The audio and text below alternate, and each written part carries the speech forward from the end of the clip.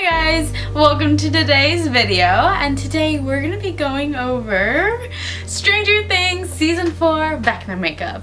Now guys, when I can't tell you how much I love Stranger Things. I can't begin to tell you how much I love it. So when I saw this makeup and I learned that it was like 90% makeup that they did for the actor who played Vecna, I lost my shit. I thought it was the best thing ever, and I was like, I have to do this. Now, granted, I have no professional training, and everything I make is never to my face because I don't have a bust of my face. Also, everything you see here was sculpted with cotton, latex, and yarn. Now, if I had access to sculpting with clay and then using it to do foam prosthetics, oh my god, would I love to do that. So maybe one day I'll come back to do Vecna again, but do it full force, 120%. So right now we're just doing it this way. So I wanted this video to come out much sooner than today. But the first time I tried this, I did it, and I really liked the structure that I did and like how I sculpted some of the stuff out of the yarn and the latex. But I feel like I lost a lot of that in my paint job and it became very muddy. So I'm just gonna show you the real quick, like a very short 10-second montage of my first attempt. So here that is.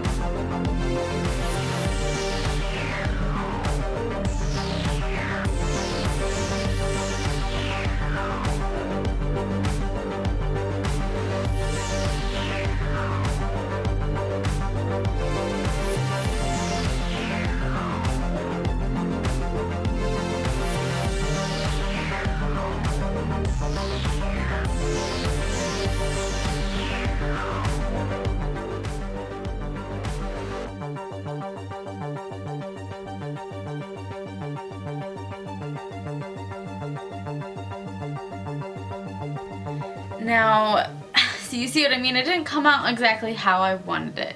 And you know, I looked at it and I thought, I can do better. I know I can do better. So I did it again, and I did a different process. Instead of building it up on my face, what I did is I do have a bust of just a very generic female head, and I started building it up off of that, and then I went in and I painted it on the bust instead of trying to paint it on my face. And then also, I don't know if you guys know this, I don't have good vision. I wear glasses. I wanted to try this method instead because when I was doing it on myself, I felt like there was a lot of restrictions with the tendrils sitting here, and I felt weird, like painting my face that's already really hard to do. So I was like, let me do this where I can have my glasses on the whole time and really pay attention and focus and just have a little bit more of an upper hand than doing it the first time I did it. So let's get into today's video of the second attempt of Vecna that I did. And listen, this video is long, and I really tried to cut it down and I sped it up as fast as I could. This makeup in itself took over 13 hours. Took that much time to make all the tendrils, to paint them, to sculpt the face, to paint the face, apply the face, and get everything on. So I would really appreciate if you guys just grab a snack, get a drink, and hang out with me while I do this. And it's just gonna be a little bit of a different video than I normally do. So let's get started. Let's not waste any more time and get into it. Here is my Stranger Things Season 4 Vecna makeup.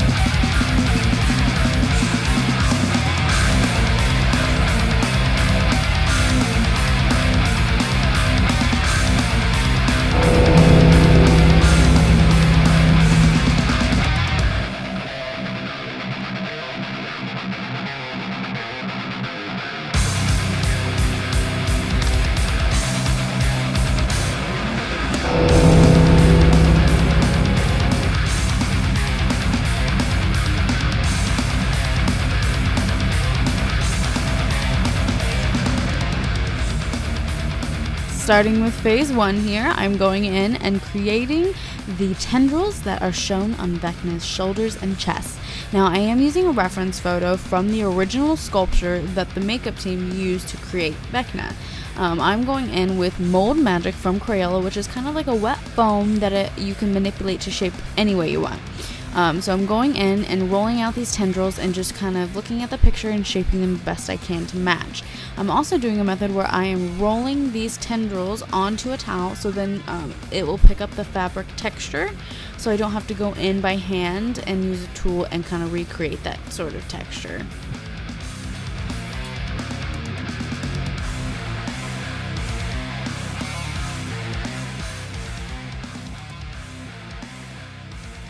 To make this a little bit easier to attach to me in the final stage when I create the makeup all the way through, I am taking jewelry wire and I am creating a sort of backbone in these tendrils and making a bunch of support points. So it's everywhere where the tendrils connect, or I need to add a little bit more of a shape to it.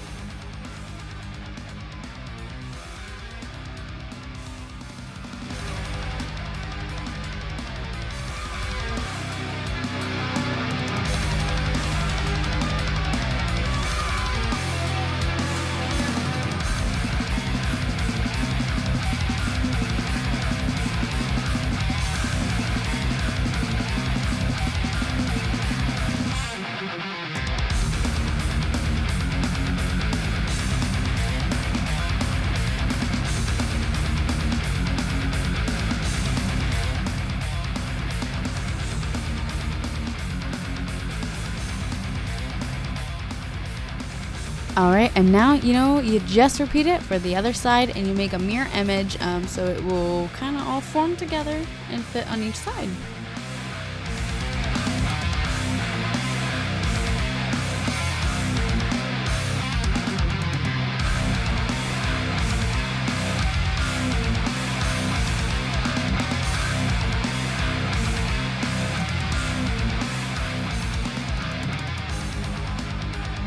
And voila! Both are done.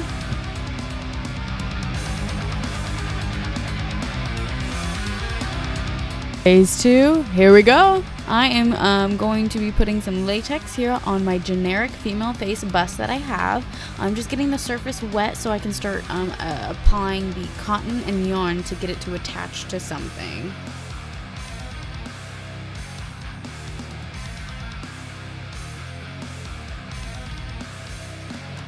Using this cotton right now to sort of build up the basic shapes of Vecna's brows, his nose, his cheekbones, all sorts of bone structures and muscle that you see. So kind of picture it as an underneath all those veins that we see. It is just the outline.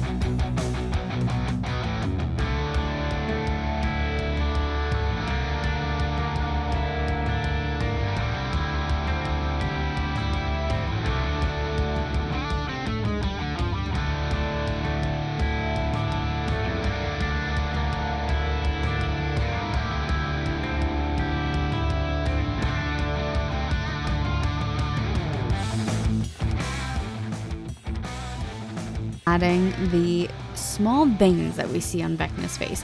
I'm just using white yarn that I got at Michael's, and I am cutting in pieces and just shaping it using a reference photo and just kind of trying to get it to lay the way it is on his face as well. Once I do this, I start to cover each strand of yarn with more latex so it can adhere to what I've already built up.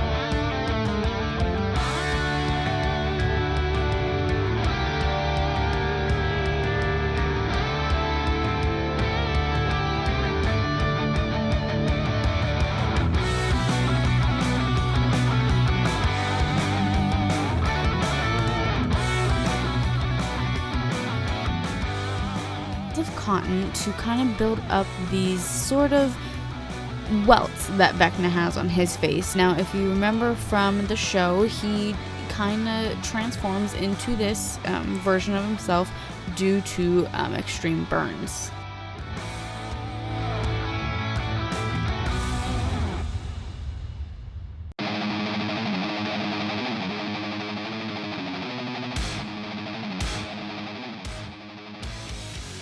I'm just adding some latex to the tendrils to kind of create a better surface that I can paint on, because I noticed I did not do that the first time I did this and it suffered from it. So I'm going in and adding a good layer of latex so the paint can adhere to it.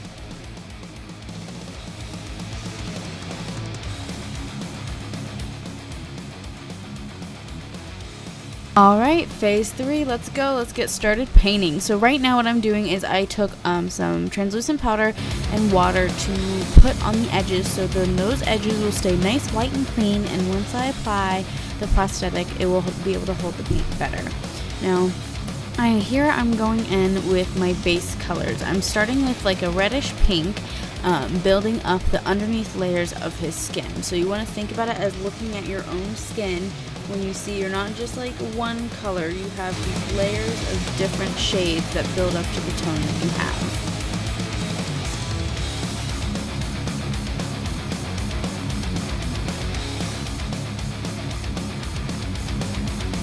Now here I am trying to bring back down that tone to kind of wash it back down from that pink and purple, and right now I'm just adding a flesh tone and then going back in with red.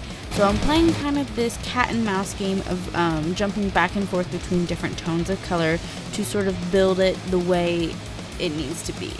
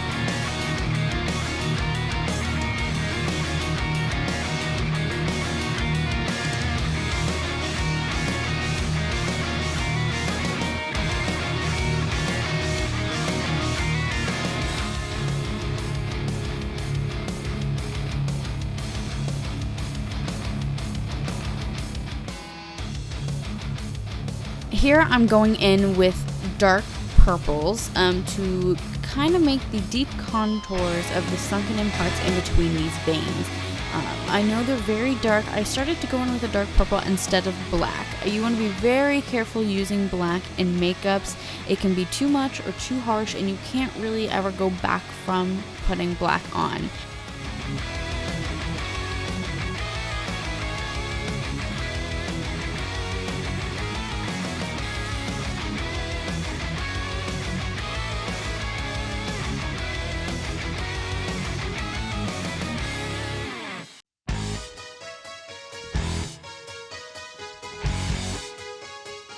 Now at this point is where I start going back in with a black alcohol based paint, and I'm going in and kind of just putting it where these crevices are the deepest of them all and fading it into the purple.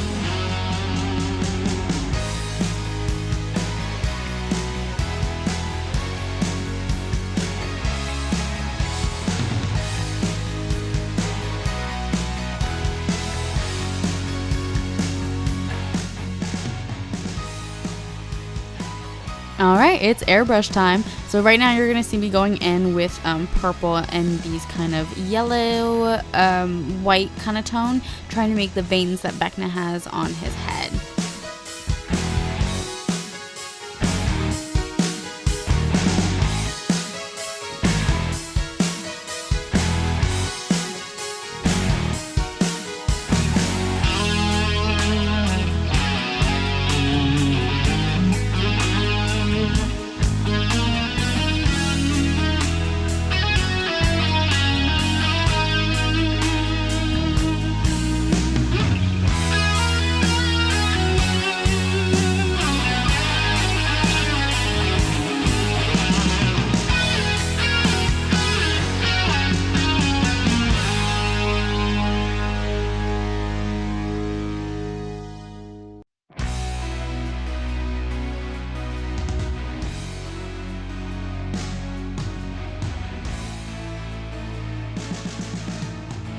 Now, I'm not going to lie, here is where I started to get very nervous about the paint job I had been doing for over like 6 hours by now.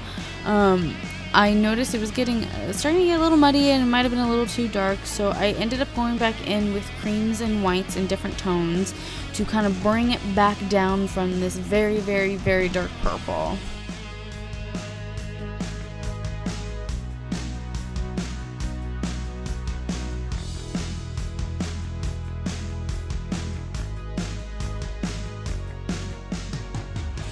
Now here I am going back in with the tendrils to do my same base with that pinky red color. Once I get that on there, I go in with my alcohol based paint in like creams and like a bone tone with a sea foam sponge. I'm just dabbing it across, and I also bring back in some more reds and oranges as I go.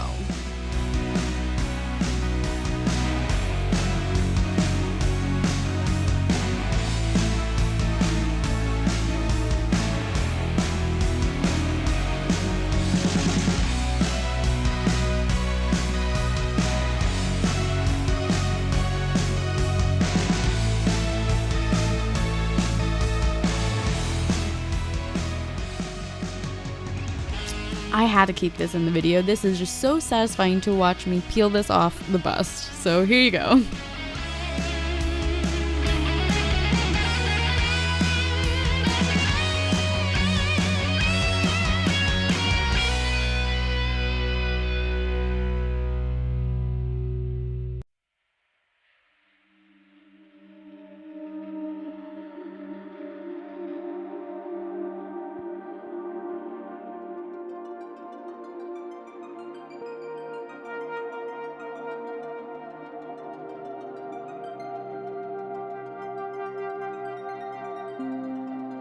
Alright, here we are, the fourth and final stage, the application. Don't mind all that paint on my hand, I promise it is just paint. I know it kind of looks like blood.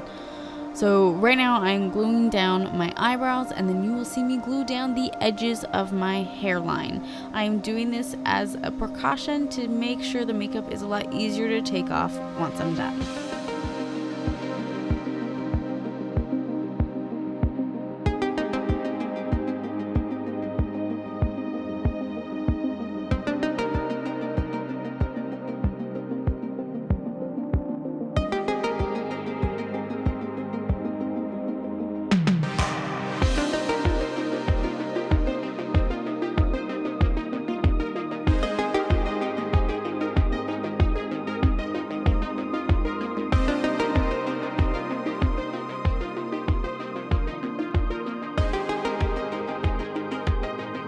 So I realized when putting the prosthetic over my face to see how it would fit, there is a small gap between my cheekbones and the prosthetic. This is simply due to the fact that the bust is not a bust of my face. It is just a generic face. So I'm trying to kind of close the gap that I saw around the cheekbones.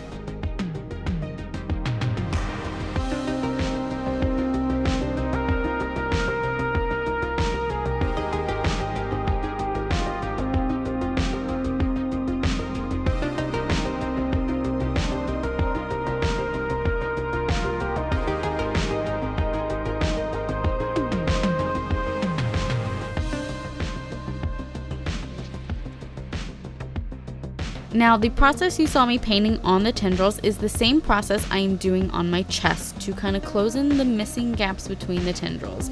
You'll see me right here doing a method called mottling with a dark purple to kind of make this nice little pattern to kind of break up everything I've done.